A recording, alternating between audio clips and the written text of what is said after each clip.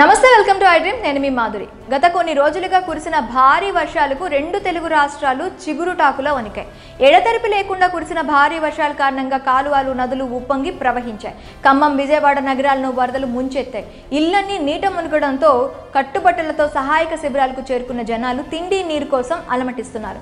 ఈ క్రమంలో వరద బాధితులను ఆదుకోవడం కోసం ప్రభుత్వాలు అన్ని రకాల చర్యలు తీసుకుంటున్నాయి. ఇదే సమయంలో వరద బాధితులకు సాయం అందించేందుకు టాలీవుడ్ చెందిన హీరోలు ముందుకొస్తున్నారు. టాలీవుడ్ చెందిన అనేక మంది ప్రముఖులు వరద బాధితుల కోసం ఇప్పటికే పెద్ద ఎత్తున విరాళాలు అందిస్తున్నారు.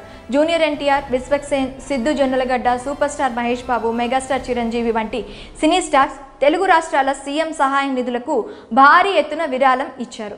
తాజాగా pan India star, young rebel star Prabhas కూడా భారీ విరాళం ప్రకటించారు. వరద బాధితులను ఆదుకునేందుకు ప్రభాస్ ముందుకొచ్చారు. ఈ క్రమంలో రెండు తెలుగు రాష్ట్రాలకు కలిపి 5 కోట్ల రూపాయల భారీ విరాళాన్ని ప్రభాస్ ప్రకటించారు. ఏపీ, తెలంగాణ రాష్ట్రాల సీఎం సహాయ నిధికి 2.5 కోట్ల రూపాయల చొప్పున మొత్తం 5 కోట్ల రూపాయలను ఇస్తున్నట్టు తెలిపారు. అలాగే వరదలకు గురైన ప్రాంతంలో ప్రజలకి భోజనాలు, నీళ్లు ప్రభాస్ ఏర్పాటు చేశారు.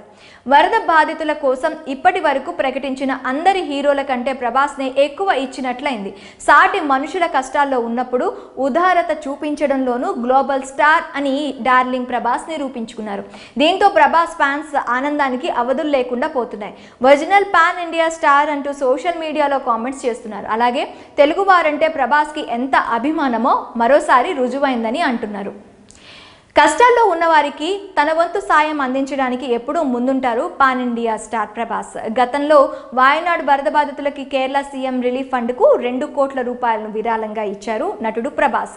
ప్రభాస్ తన వంతు సాయం చేయడానికి ఎప్పుడూ ముందుంటాడు. Rebel star always real star అని, పాన్ ఇండియా స్టార్కు పాన్ ఇండియా అంతకు మించి హృదయం ఉందని, రాజు ఎక్కడున్నా రాజే అంటూ ప్రభాస్ ఫ్యాన్స్ ఆనందం వ్యక్తం చేస్తూ పోస్టులు పెడుతున్నారు.